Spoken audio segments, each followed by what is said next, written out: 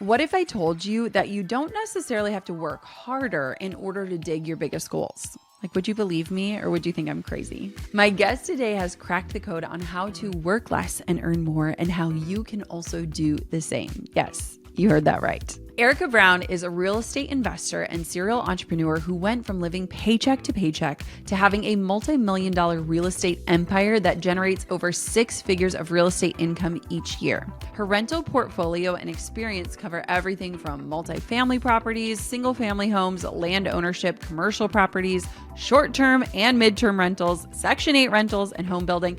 And if all of that sounded like gibberish to you, don't leave because you are going to be shocked at how she actually got started and how much it cost her to begin. She is so passionate about teaching others, especially women and people of color, how to invest in real estate that she's hosting her first real estate conference later this year. And she's giving away an entire house. Yes, you have to listen to that part. Now, Erika is a natural problem solver who enjoys helping others overcome any challenges of real estate investing. Her passion is to help others create passive income for themselves using real estate investing so that they can be freed up to pursue the things God has truly called them to do. And I just love today's episode because we go in so many different directions. So if you have never even considered real estate investing, or you're just curious about her journey, which is so interesting in and of itself, today's episode is for you. And I will tell you, there's one part in this episode where we uncovered something that I think could shift everything for you. And Erika figured this out. And I noticed it as a through line in this episode and I called it out. And I will tell you, if you know this one thing, your whole business and your life is going to change. So without further ado, welcome to the Goal Digger Podcast, Erika. Okay, Erika, we both know that a lot of people have clicked on this episode about working less and earning more, and God bless them, they are skeptics. So give it to us straight. Is passive revenue a real thing? Yes and no. I'm sorry I can't give you a straight answer, but yes and no. So I am an investor through and through. Yes, I invest in real estate. That's my sweet spot, but I am an investor through and through. So I invest not only in real estate, but also in businesses and stocks too. So some of the income that I do earn is truly, truly passive. Like I just collect checks. I don't have to do anything. And then some of the income that I earn, I do a little bit of work for it. And some of it, maybe I work for a small period of time, but then everything else is passive. So that's why I say yes and no. Yes, I feel like this is such a both and thing. Yes. And I love how you explain this because I think there are pockets of passive income. And so often we see like the really clickbaity, like Instagram things of like, I just got this much, but like I didn't do anything. And I think most of us savvy entrepreneurs know that there is some sort of exchange happening, whether it is energetic, whether it is time, whether it is money to get something off the ground. And so I love how you do that. So I want to kind of know, let's dive deeper into this. Like, how did you get into all these different ways of investing? Was this natural for you? Was this something you had to learn? Did your parents teach you? Like, give it to me straight. No, I did not. My parents did not teach me. We owned our house, one house growing up, and we were so grateful to own that house. That's it. So definitely did not grow up being an investor or even thought of this idea. I worked at a bank. I was a bank manager, and I was a mom. Well, I am a mom, but I was a mom of young children Mm, and just felt like I love what I do and I'm climbing the corporate ladder, but I'm also really, I want to spend more time with the kids and I'm feeling guilty and this, the struggle and the tug of war that, yes. we talk about a lot. And so I'm in that place and I'm learning and I'm trying to get up the corporate ladder and I just keep hitting this ceiling. And I'm like, okay, God, there has to be something else. And so, thankfully, because I'm at the bank, I actually get to meet all these amazing people. And so I notice whether I am talking to yeah, a entrepreneur, a successful entrepreneur, or another high income earning individual, they all have one thing in common. They all invest in real estate. And so that was the first just exposure to saying, I need to learn more about this. And then I began to learn and dive deep into it. What did it look like learning? Because I feel like real estate, I was very much raised like you. We had one home, we lived in the same home all the way. My parents just sold it after like 30 or 40 years. So what did it look like even dipping your toe into that water of exploring it? Because that had to be something like that was so different. Yes, it was very different. One of the things that initially attracted me to real estate was that it has such a low barrier of entry versus stocks or any other type of investment. Lots of other investments, you have to actually have a lot of money to Yeah. earn money. But real estate was that one thing as I began reading. Like one of the first books I read was Rich Dad Poor Dad by Robert Kiyosaki. It's a very common book. I Yep. really recommend it for a first time person who's interested in real estate. But being able to read that book and then begin understanding that real estate can actually start with, like, I started investing with $3,000. Like, we bought Mm. our first house, it was a foreclosure. Yeah. Um, and we bought it, and we got a first time home buyer loan, and we put down $3,000 and we rented out our basement to a friend at our church to help us pay for childcare. And that was our first investment. And Wow. so, now, almost less than a decade later, we own multi-million dollars of real estate from that one first investment. And so, I mean, name another type of investment that you can do that. Yeah. So we love real estate as well. And I just kind of figured out really early on, I would always do the math of like, how much does this cost? And at what point would we be just bringing in profits, right? Take Yes, away the expense. Like, what does that look like? And the time frame in the window can actually be rather short. And I think a lot of people think, it's going to take 30, 40, 50 years, especially if they saw their parents paying their mortgages their entire lives. And so it's such an interesting world, but I feel like it can be really intimidating, especially given the economy and the shifts and the interest rates and all these things happening, where people are like even questioning, can I own a house for myself, let alone as an investment? So talk to me about that. yes, that the fear is very real. Yeah. My suggestion when that fear is there, that's a sign of a lack of knowledge.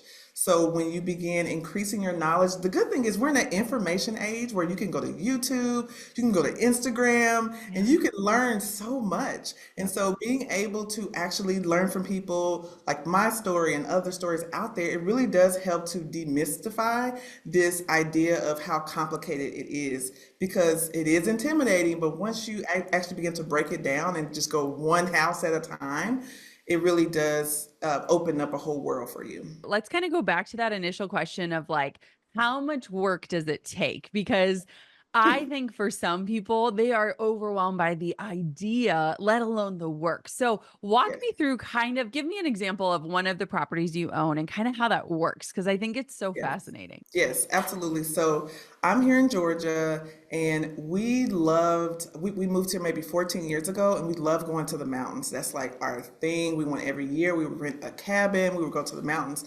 And so a few years ago, we decided that we were going to buy our own cabin. And so we decided we're going to buy a cabin. We got a vacation home loan, so we didn't have to put down 20%. We put down only 10%.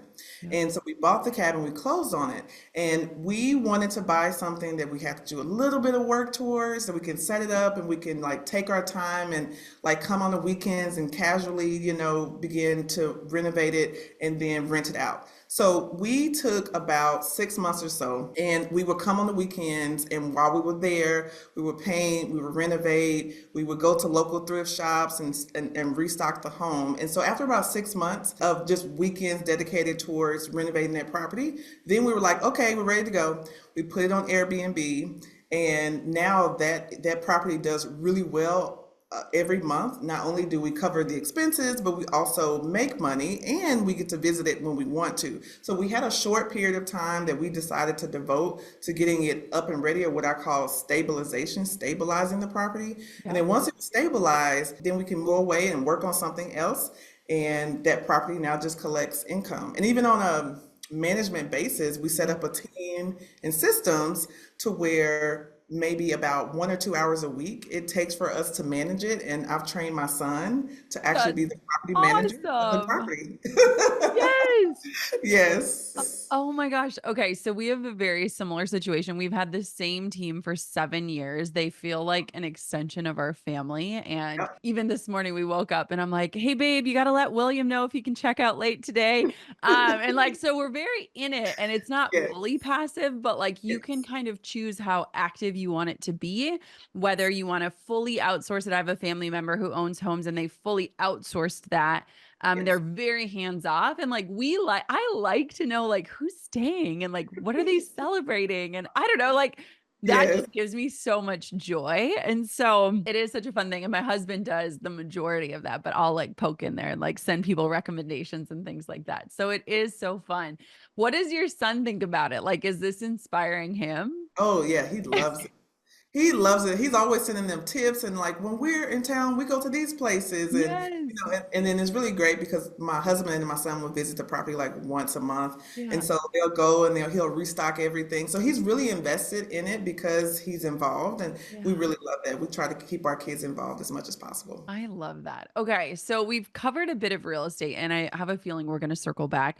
But I'm Yes. curious about some of the other ways that you work less to earn more. And I do feel, Erica, and I'm not sure if you feel this too, but I feel like there is this like collective, I don't want to call it an awakening, but this collective energy happening, especially among women who have careers and are choosing careers and maybe also have families or maybe are considering that where it's like, I don't wanna do the grind, right? I think most Yes. of us can relate to, like, the grind is required, the hustle is required to get the dream off the Yes. ground, but if hustle is the only way of sustaining it, like, don't sign me up for that, and the more conversations I have with women, the more that I feel like there is just this kind of era that we're entering where it's like, I wanna, like, do a job that I love, and I wanna live a life that I love, and Yes. so this idea of like figuring out ways to earn more without working more. Let's talk about that. Yes, and one I always say for women, one we have to get to a place where we understand and we feel like we're actually worthy of that. Yes. Because that's the Yes. first thing, because we're constantly giving to everyone else and we feel bad when we take time for ourselves. So we have to get to a place of like, hey, I'm actually worthy of being able to work less and earn more. Yeah. Number one.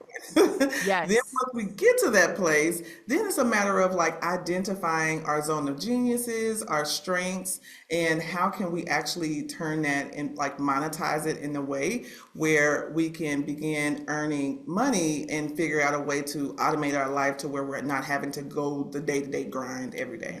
Okay, so let's talk about that first part because I think that is huge about understanding. I Yeah. am doing so much therapy right now, Erica, just around this wiring that is so innate in me of like, if I just work harder, everything will be fine. I think so many of us have been wired this way by being, people pleasers or performers or, athletes or like whatever that looks like. And man, it is so much work to like unwire and rewire in the way of like, I am worthy of rest and I'm worthy of joy. Have you found anything that has helped you kind of sink into that worthiness more? Yes, I do a lot of mindset work Ooh, because uh-huh. especially for me, I run a business, but I also homeschool my kids too at the same time. And so that could be kind of crazy. And I Yeah. don't want, and I really enjoy it. I want to be able to do both. So I intentionally work on my mindset, whether it is therapy, whether it is, I really plug into a group of women who are also moms, who are also business owners, and we like intentionally travel annually and we get on the calls every month. I really tap into those networks Yeah. and just remind myself on a day-to-day basis, like I'm doing my best and what the work that I am putting in is actually serving my family and it's bringing me joy and I deserve that and that's okay. Amen. Okay. Let's Yes. talk about the second part because I think you tapped into something really powerful. It's almost like the unconscious competence in women is astounding. Mhm. And I don't know about you, Erica, but I have so many women in my circle who I'm like, you are a stinking genius at this. Or like, if everyone knew how to do this thing, how you do it, the world would be better. And Yes. yet, as women, we are so quick to squash our goodness, to squash the things that set us apart. Do you have any advice on how to like uncover what Yeah. we are good at, because I also feel like women are so hard on ourselves and like we don't even see it. We're just so close to it. Yes, no, 1000%. So you have assessments, of course, you have like, I'm big on the assessments. I love this assessment called Working Genius. Ooh, It really does help to identify like what are your natural strengths and how you work. Enneagram, I know you big on Enneagram, I yep. love that. But also really being able to say like, what do people constantly come to me for? Mhm. Okay, whether that's advice on something specific or whether that's asked for me, it was asking me advice about like financial moves and real estate. So Yeah. naturally, that's how I actually started my company, helping people learn how to invest. Literally, it was just a group of friends who Yeah. were like, "Erica, can you teach me?" And I didn't have time to teach 30 people Right. individually. Right. So we started a company, and so what are people like, what are the problems around you that people are bringing to you? And how can you actually turn that into a business to help you solve it that actually gives you joy and fuels you and also creates income? And then from there, you can figure out what are ways I can make this passive through automation and all the things. Okay, so you just touched on something so good. And when you're like, I can't teach 30 people, like, I don't have time to sit down for 30 coffee dates. Yeah. I think that that is something that people don't recognize as the value of their time. And when you recognize that, that is like where you start to think, okay, how could I create something once but serve many people? Like everyone's asking me this one question. Could I create a piece of content or a podcast episode or a YouTube video or a free download? Like that is how we get our value out into the world, but it is so much smarter. And people don't feel as guilty asking you for help when they know that you have something that you can easily get to them, right? So it's like we're planting a garden, and one of my friends, Nicole Burke, she is like this amazing gardener and she like goes to people's houses and do all of this. And I was Mhm. like, I am going to look through all of her free content. I bought her book, I bought her course, and I was like, she's already created everything that I could have questions about. Like, I don't need That's to right. text her my questions. She's got this content free. And so I love that. Tell me about like the starting of your business. What did that look like? And did you realize that you had that unconscious competence as you were learning? No, I definitely did not realize I had the unconscious competent. I was starting to invest and, we were buying our first house and then we was like, okay, this is actually easier than we thought. Let's buy a few more. Yeah. And I would just share what I was doing with my friends along the way because I'm so happy. Every time I learn something Yeah. new, I'm always sharing with other people. And so then I started, because I'm also a real estate agent, I started helping people buy and sell homes. But then I was like, okay, so many people are coming to me, so let me figure out how to do this in an effective, efficient way. So Mhm. then I started this community. I call it the Owning It and Living It community because we actually believe in owning it through ownership, but also living it at the same time. We don't subscribe to the hustle culture. Yeah. So the beautiful thing that I didn't realize once I started this company and started teaching in these groups is the beautiful community that came from it. Because a lot of times we are the first ones to do this. We're the first one to become entrepreneurs. We're the first one to become investors. And that could feel very isolating. You can feel very alone. And so being able I had no idea that this amazing community of supportive people who are coming together and just loving on each other. Now we have people who are like best friends and traveling and doing all these things just from me saying yes. So Yes. sometimes it's like you saying yes can really unlock opportunities to change other people's lives. Mm. And so I'm super grateful to have that opportunity to be able to do that. So I want to know, where would somebody begin? So if we've like piqued their curiosity, like do they go on to like Zillow? Like where do we start with this? Because I feel like it's overwhelming to start. And the only reason we got into it is that we were like wandering around and saw an open house and like stumbled into it and then started running the numbers. Like I was literally doing napkin math at a coffee shop and was like, I think we could do this. So where do we begin? Yes. So you're going to be surprised, but I actually suggest that you don't begin on Zillow and you don't even begin with real estate. Okay. You begin with the lifestyle that you want to live. My husband and I, we do an annual planning like weekend, and we begin thinking about what do we want our life to look like, feel like, what do we want to give our time to? You start there. Once you do that, now you actually say, how much does this life cost? Okay. And then once you identify what this life costs, then you say, okay, according to what this life costs, we need to bring in an additional, $3,000 a month. Okay. Let's just say that. So then we say, okay, if we want to accomplish this plan in 3 years, then that means that we need to add $1,000 to our portfolio every single year to be able to get towards this dream. So then you go to Zillow and or you go to basically, I would say a mentor is going to be your like best bet, whether Yeah. there's someone in your community around you that is a real estate investor, or you find an online community that can help you. Then you find a mentor, because a mentor can help you to develop a specific strategy. Yep. Maybe it is Airbnb, maybe it is multifamily property. Having that mentor and giving you guidance will help you to identify exactly how you need to accumulate that $1,000 to your portfolio per year, so that now when you go to a real estate agent, you're like, okay, real estate agent, I'm looking for a condo that is this amount of money, that's going to generate this amount of income per month. And you're able to be super specific. And once you have clarity, then that's when you're able to actually be able to accomplish your goals much faster and quicker. So the quicker you can get to that clarity, and past the confusion, and usually a mentor can help you fast track that, then you are able to begin doing open houses and all the other stuff. I love this. And I just think it is so powerful to start with the vision first. And I I love looking at real estate just for fun. And it's like it's so fun. I'm like, what does the inside of this house look like? But I think it can be so overwhelming. So I love the vision first. And I love because when you get so specific, it's kind of like when you're online shopping and you're like, I need a red shirt. I want it to be this, cut. I need this length of sleeves. It narrows everything down. So it takes away the overwhelm and it gives you the Filter. options. Yes. I'm like, Yes. we need that. We need that. And so I love that. And I also have found that there are so many different Facebook communities out there for like different geographic areas of like real estate investors. And one of my really good friends who's a mom at my daughter's school, they're really big into real estate investing. And she's like, all of our deals are like who you know, not like what you see. Like they never even make it on to Realtor Zillow. And so Mhm. I do think that it is such a beautiful thing to even just join a Facebook community and see the questions that are coming up or see who are the experts in the area that are responding.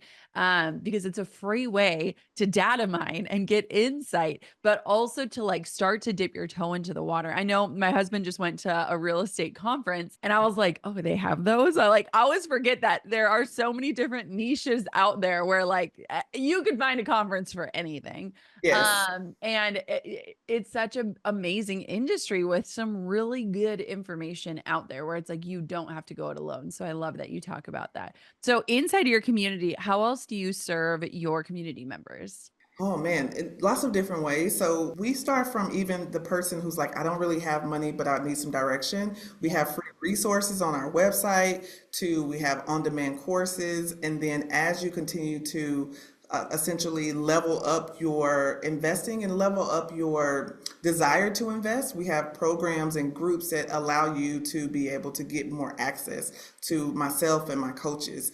We also have a podcast, and we actually do have a conference. So we have all Amazing. these different ways where people can learn and plug in and get community, based on their situation and the season of life that they are in. Amazing. Okay. I have to ask you this because people ask us all the time. Do you have any crazy stories of like your guests? I feel like that is like the number one thing that people are like, okay, tell me what really happens. And it's like 99.9% of the time, we have like the most amazing guests in the entire world. So do you have any Yes. good stories? I do. I'm trying to figure out which one, because I have one that's a little. My first ever guest was Airbnb. Okay. And, we bought the property and renovated it and worked really hard. I mean, you know what that's like. Yep. And then we finally got our first guest. It was on a Friday night. And I was at home and I had a Ring camera and I was like watching the camera all night. And I noticed that there were like a lot of people, Oh a lot boy. of guys coming in the house. I was just like, what is happening? And so I'm like freaking out, thinking Yeah. they're gonna tear up my house and all my hard work is gonna be gone. And I overhear one of the guys basically says that the lady is a prostitute.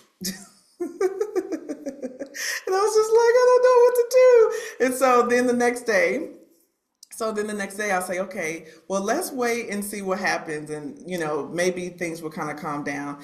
And then so the next day I start to see the patterns again. I was like, hey, I would just want to know that we may have to, do something else because we have unexpected guests. I just had to come up with a reason Yeah.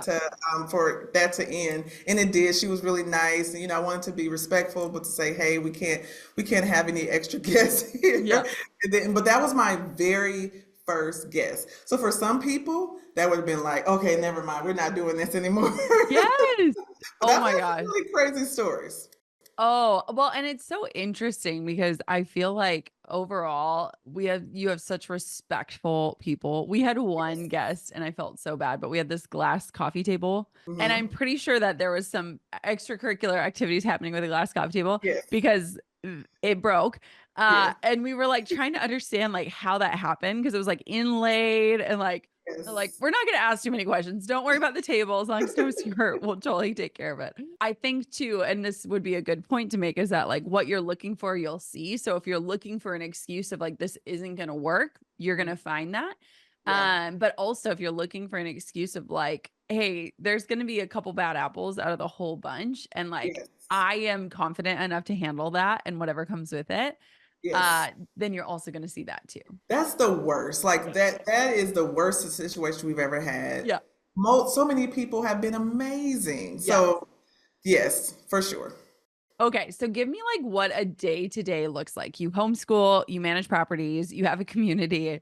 How are you not working 24/7? That's a good question. So from a day-to-day standpoint, I get up early to work in the morning. I do my deep kind of work in the morning. I have prayer and just have my own time when no one is like bugging me or asking me for something. That's when I also write a lot and do things like that. And then once everyone begins to come up, I'll go on a walk or a workout. My family and I will eat breakfast together, and then I'll do my homeschool time with the kids, whether that's at home or a field trip or, during that kind of like between 10 a.m. and like 1 p.m. Then after that, I check in with my team, Slack, ask them if they have any questions, things like that.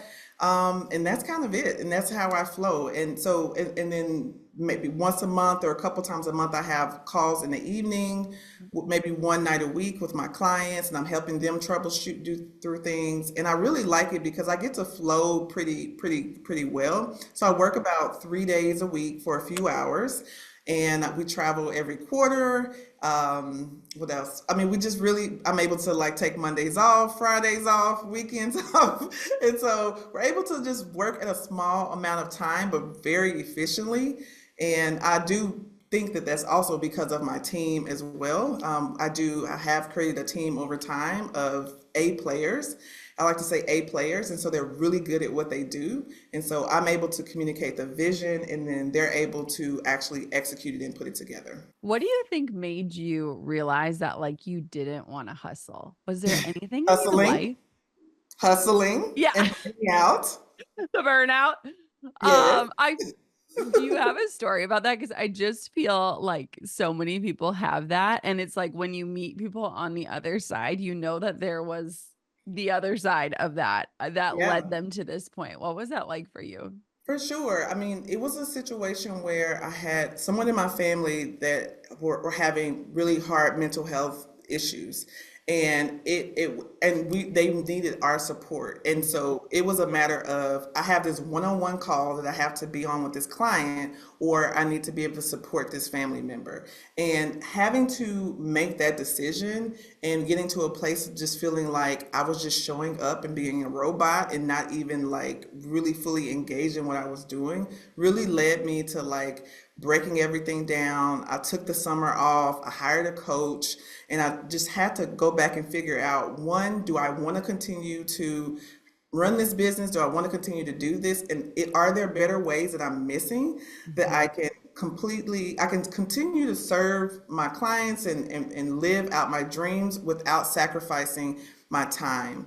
And so that was a really big pivotal moment for me in my career. And I'm really grateful for it, even though it was really hard. Yeah, I feel like everyone has a story Yeah. like that where it's like you hit a point and you're like, this isn't it. Like it's not sustainable. Even if it's successful by the world standards, when it's not sustainable, that's not it. And it can be a hard realization, right? Because I'm sure you had built something really beautiful. I think too, it's like we don't talk about it enough. When we have those moments too, it's like usually when we're like kind of at the mountaintop of what we've been building. And it can be so disappointing to realize, like, this ain't it. Hmm. Yep. Oh my gosh. Okay. So let's talk about where someone should begin if they are kind of finding themselves in the rat race of like the only way to earn more is to work more. And they're maybe curious about figuring out a better rhythm, a better passive income opportunity. Where would you recommend starting? First, I would recommend if they are in a place of burnout and there is an outlet to pause. It may not be in a pretty outlet, but if there is a way that they can pause, I found that rest helps me to be creative Yeah. and to be able to get unstuck. Because when you're in it, your creativity is low and you have a really hard time to figure out how to get out of it. So if they can get to a place of pause, that really does help them to take inventory of the opportunities that are around them, where they can begin learning more about to see if that is a potential investment opportunity that they can take advantage of. For the person who cannot do that, Yeah. who cannot stop and pause, I would say focus on the one thing. Instead of looking at that long list of 10 things that I have to do, how can you focus on the one thing that can drive the most impact and really have a conversation with the people in your life to help delegate the rest? That can actually also help you to be able to narrow down the things that you're doing so that you could be able to take inventory of the potential investment opportunities that are around you. Whether that is investing in stocks or say, hey, I have this extra space in my house. I have a basement, I have an attic, I have a garage. Let me try to like convert this into a space. Or even if you're like, okay, I'm going on vacation this summer Mhm. and I'm going to be gone for 2 weeks. Let me see if I can try this Airbnb thing. Let me try to just rent out my house for 2 weeks and see how I feel about that. And that doesn't even require a lot of money to get started. That can give you an opportunity to try it out to see if you like it, and it can help you pay for your vacation Mhm. too. Mhm. And so there's just these small ways. I feel like by the time someone gets to me, when they are really interested in investing and they see the value of investments, they've already taken some small risk somewhere else and found some small success. So now they're ready to level up to the next level. One thing that I just keep thinking as you speak, Erica, is that you understand something that so many people do not, and it will totally change their lives. You understand that when you get knowledge, you can compound the results from that knowledge over and over and over again. And you've talked about it, reading books, hiring mentors, taking courses, going to events, all of these things. And I feel like people miss this piece and they Yes. want the results, but they aren't willing to like get the knowledge that will get them there. And I feel like the people that have found the most success and that have the privilege to hit pause are the people that understand if I can learn something once or take someone else's system and make it work for me, I get to keep the results over and over and over again. Do you agree? Because I'm like, everything you're saying, I'm like, she gets it. She gets it. 1,000%. 1,000,000,000,000%. Yeah. What was your first investment in learning? Because I feel like that is always like, if somebody's listening to this and they've never bought an online course or they've never hired a mentor or they've never considered a coach, what was your first investment? Because I feel like it just takes one and you recognize, like, I can invest in learning and I know I'll do the work and the rest is history. It was great. It was a $37 entrepreneurial business class. I remember I was still at the bank and I had started my side hustle real estate company, and I just wanted to understand how to be a business owner. And that one little class really did unlock it unlocked a lot more opportunity than that $37. So I remember they said in the class, they said, as a business owner, you have to value your time. And sometimes for those of us who are DIY, do it yourself, everything, You need to focus on the $1,000 an hour task versus spending your time doing $10 an hour task. That was a game changer for me. And if I had not invested $37 to go to this little seminar, then I would have missed that. And that helped me to really scale my business way faster. I built a real estate team when I was a new agent. My broker was like, I'm sorry, you don't even know what you're doing. Why are you hiring someone? But I No. understood that concept. Yes. Oh my gosh. And that's where I think this whole conversation, this is like how we can tie it up in the most beautiful bow of like, if you truly want to work less and earn more, the biggest thing I would argue would be education and learning. And you don't know what you don't know. And that's a beautiful thing about being a human, but it also should challenge us to continue to dig deeper into what we don't know. And I feel like, Erika, your story is like the perfect pinnacle of like seeing that. And as soon as you saw it, you couldn't unsee it, right? And it changed everything. And it also changed your community's lives. And I think that you made such a beautiful point earlier of like, you playing small is not just hurting your future, but it's hurting the people that you can impact, the people that you can touch, and the ripple effects. Like, look at even the generational impact of having your son be involved, what that means for him and maybe his children, maybe his children's children if they decide to procreate. But like, it's just beautiful that we have this opportunity to choose. So, my final question for you is this, because we talked about vision. What is a vision that you are currently working towards in your life? Oh my gosh, I love this. Um, my big vision, I can't believe I'm sharing this publicly, so this is like a big deal, okay, Let's Jenna? go, girl. I really want to be I want to be a hub where you can go like a publication where you go and you see people like me and other women and because my industry is very male dominated. So I want to be a hub where you can go and you can read books or take courses or listen to podcasts all on real estate and personal finance from people who look like you and have been able to have the same experiences that you have. So not only where you can books and podcasts and courses, but also tools and calculators and spreadsheets, and just being a one size fits all from the perspective of women and minorities. That's like my dream that we are working towards, and we're starting with our conference. It's like our biggest kind of like biggest thing we're doing this year, and we're giving away a whole house at the conference, which is crazy, but I know.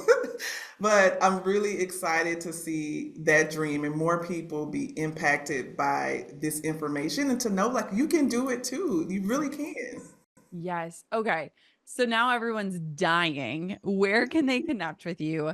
Join your community, learn more about the conference. Give us all of the places. I would say, okay, so I'm going to give you three places. One, you want to follow me on Instagram. I'm very active on IG, Erika Brown Investor, Erika Brown Investor. Two, I have a podcast called Wealth Within Reach, and we talk about building wealth in a different kind of way. So it's really awesome. And then lastly, our website, owningitandlivingit.com. Thank you so much for coming on the show. This was so fun. And I think you just made a beautiful point about how male dominated real estate is and how intimidating it can feel. And so I'm just so grateful for anyone in my community who is even considering or questioning. Go seek out Erika and all of her resources. Erika, thank you for coming on the podcast. Thank you so much for having me. It's been great. When we hung up the call, Erika shared something with me and she said that was the most fun I've ever had on an interview. And she said, usually I get really boxed into one area of just talking about real estate. And of course, she is passionate about it. That is what she teaches. That is how she lives. But I noticed so many amazing things that Erika does and that she believes in that allows her to see this level of success. And I just think, man, having that vision and understanding that investment and really learning some of those pieces are the key ways that we as women and as entrepreneurs can really unlock a level of more ease and freedom in our lives. And man, she figured it out. And I'm so grateful for this conversation today. Thank you so much for listening to this episode of the Goal Digger Podcast. And of course, until next time, keep on digging your biggest goals.